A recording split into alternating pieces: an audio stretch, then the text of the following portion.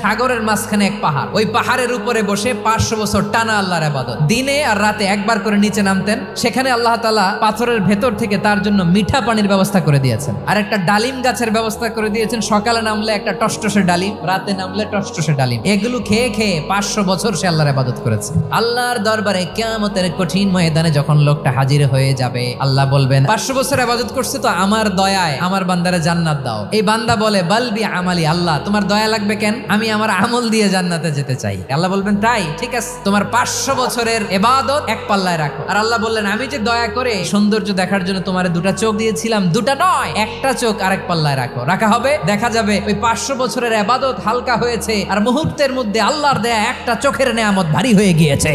ফলাফল দেখো, হিসাব বলে তুমি এখন জাহান্নামে যাবা, যাও এবার জাহান্নামে যাও। এবার লোকটা কাচুমাচু করে বলে আল্লাহ এবার আমি বুঝতে পেরেছি তোমার দয়া ছাড়া দুনিয়ায় কেউ জান্নাতে যেতে পারবে না।